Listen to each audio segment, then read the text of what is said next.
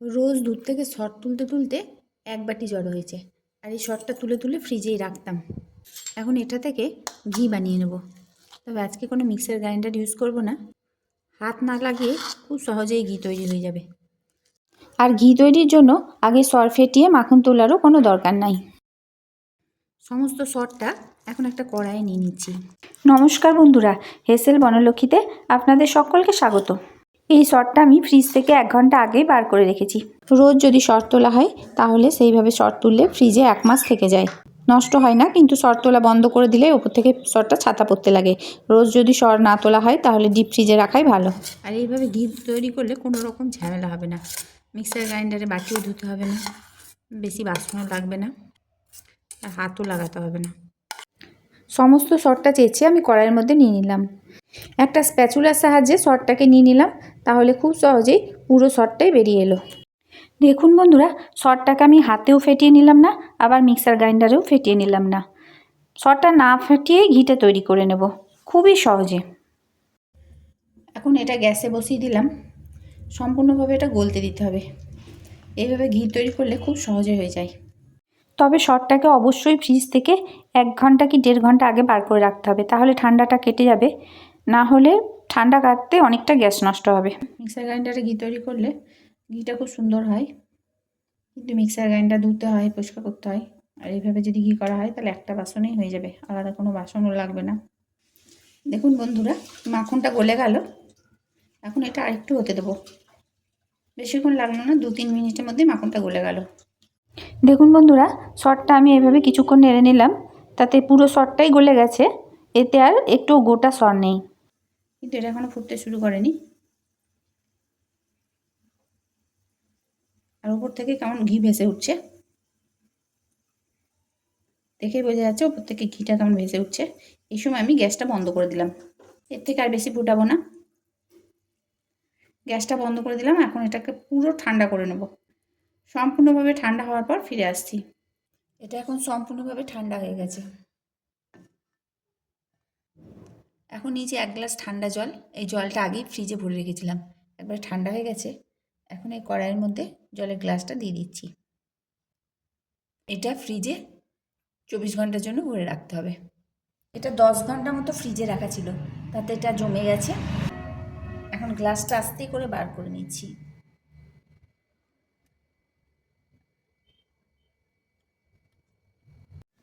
আর গ্লাসের এই ঠান্ডা জলটা এর মধ্যে দিয়ে দিচ্ছি। এই ঠান্ডা জলটা দিয়ে এটাকে ধুয়ে নিতে হবে। আর এটা ভালো করে ধুয়ে নেব। 2-3 বার জল পাল্টে পাল্টে ভালো করে ধুয়ে নিতে হবে। ঠান্ডা জল দিয়ে এটা ধুয়ে নিতে হবে। ধুয়ে নেওয়ার আগে মানে গরম করে ঠান্ডা করার পর সরটা যদি ডিপ ফ্রিজে রাখা হয় তাহলে ধোয়ার কাজটা আরও সহজ হবে, কারণ এই উপর সরটা বরফ হয়ে জমে যাবে। তাহলে সরটা উপর দিকে থাকবে আর তলায় জলটা থাকবে, ধুতে খুবই সুবিধা হবে। কিন্তু আমার ডিপ ফ্রিজে জায়গা ছিল না বলে আমি নর্মাল ফ্রিজে রেখেছিলাম, তার জন্য ধুতে একটু প্রবলেম হচ্ছে। আপনারা যদি সম্ভব হয় ডিপ ফ্রিজে রাখবেন, তাহলে দেখবেন খুবই তাড়াতাড়ি ধোয়া হয়ে যাবে।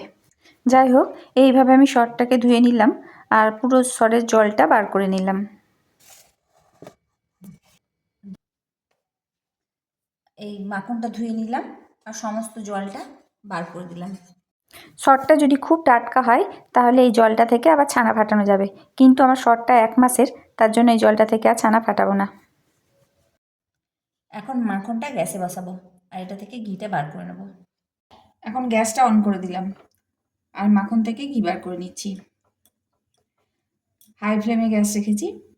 মাখনটা গলতে শুরু করেছে। এভাবে বানালে খুব বেশিক্ষণ সময় লাগে না, কিছুক্ষণের মধ্যেই মাখনটা গলে ঘি তৈরি হয়ে যাবে।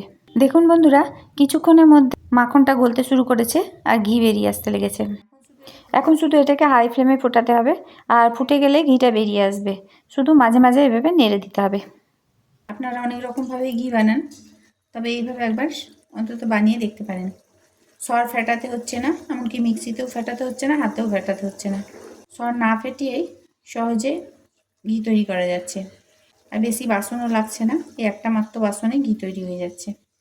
রেসিপিটা যদি ভালো লাগে তাহলে প্লিজ লাইক শেয়ার কমেন্ট করবেন। আর যে সকল নতুন বন্ধুরা রেসিপিটা দেখছেন তাদের যদি ভালো লেগে থাকে তো প্লিজ চ্যানেলটিকে সাবস্ক্রাইব করবেন। তার সাথে পাশে থাকা বেল আইকন অবশ্যই প্রেস করবেন, যাতে আমার নতুন ছাড়া ভিডিও নোটিফিকেশান আপনাদের মোবাইলে আগেই পৌঁছে যায়। মাখন থেকে ঘিটা বেরোতে লেগেছে, কিন্তু এটা এখনও কিছুক্ষণ ফোটাতে হবে, যতক্ষণ না খাকিটা ব্রাউন কালার হয়। আমি মিক্সার গ্রাইন্ডারে ঘি বানিয়ে রেসিপি দিয়েছি, আপনারা ওটাও বানাতে পারেন। ওটা তো খুব সুন্দর ঘি বানানো যায়। ওটা যদি বানান তাহলে আমার চ্যানেলে দেওয়া আছে, সার্চ করলেই পেয়ে যাবেন। সহজে ঘি তৈরির প্রক্রিয়া দেওয়া আছে। এখন ফেনা হতে লেগেছে, তাই গ্যাসটা কমিয়ে দিলাম, না হলে উতলে পড়তে পারে। আর বেশিক্ষণ লাগবে না, কারণ ঘি বেরিয়েছে। শুধুমাত্র এই খাকিটা একটু কালচে ধরন হলেই ছেঁকে নিতে হবে। খুব সুন্দর ঘিয়ের সেন্ট উঠছে। এইভাবে ঘি তৈরি করলে সর ফাটার কোনো ঝামেলা থাকবে না, খুব তাড়াতাড়ি ঘি বানানো হয়ে যাবে। এটা ভালো করে ফুটিয়ে নিলাম। ঘিটা এখন হয়ে গেল। এই যে খাকিগুলো কালো হয়ে এসছে, এখন ঘিটা ছেঁকে নিতে হবে। এখন ঘিটা ছেঁকে নিচ্ছি। কাপড়টা ভিজিয়ে একবারে চিপে নিয়েছি। শুকনো কাপড়ে যদি ঘি ছাঁকা হয় তাহলে কাপড়ে অনেকটাই ঘি টেনে নেবে, তাই কাপড়টা ভিজিয়ে নেওয়ার পর খুব ভালো করে চিপে নিতে হবে। এটা হচ্ছে ঘরের তৈরি খাঁটি ঘি, দারুণ সেন্ট উঠছে, স্বাদে গন্ধে অতুলনীয়। এইভাবে আপনারাও বাড়িতে ঘি বানিয়ে নিতে পারেন। আপনারা তো সবাই ঘি বানান, কিন্তু এই প্রসেসে একবার অন্তত বানিয়ে দেখুন, কাজটা খুবই সহজ হবে। কারণ আপনারা সবাই জানেন ঘি বানানো কতটা খাটনির। হাত না লাগিয়ে শুধুমাত্র কড়াইয়ের মধ্যে ঘি তৈরি হয়ে গেল। আর যে এই খাকিটা বেরোলো সেটা চিনি দিয়ে মেখে নেব। গরম গরম এই খাকিটা চিনি দিয়ে মাখিয়ে খেতে দারুণ লাগে। তবে খাকিটা যদি খুব বেশি পুড়ে যায় তাহলে আবার খেতে ভালো লাগে না, সেটা তেতো লাগে। তাই এই রকম যদি কালারে খাকি তৈরি করা হয় তাহলে খাকিটা চিনি দিয়ে মাখিয়ে খেতে খুবই ভালো লাগে। এখন কাপড়টাকে মুড়িয়ে ঘিটা ছেঁকে নিচ্ছি। দেখুন এইভাবে কাপড়টাকে আমি মুড়িয়ে নিচ্ছি, তাতে সমস্ত ঘিটা বেরিয়ে আসবে। যতটা সম্ভব মোড়ানো যায় ততটা মুড়িয়ে নেব আর ঘিটাকে বার করে নেব। দেখুন বন্ধুরা, দেখে নিশ্চয়ই বোঝা যাচ্ছে আমি কীভাবে ঘিটা বার করে নিচ্ছি। শেষে যখন আর বেরোবে না তখন সারাশি দিয়ে একটু চিপে বার করে নিচ্ছি। সারাশি দিয়ে এইভাবে ঘোরালেই পুরো ঘিটা বেরিয়ে আসবে। ঘিটা ছেঁকে নিলাম, এখন এটা ঠান্ডা করার পর জারে ভরবো। ঘিটা এখন ঠান্ডা হয়ে গেছে, দেখুন কত সুন্দর কালার হয়েছে ঘিয়ের। এটা আমি এখন জারে ভরে নিচ্ছি। সমস্ত রেসিপিটি দেখার জন্য হেসেল বনলক্ষ্মীর তরফ থেকে অসংখ্য ধন্যবাদ।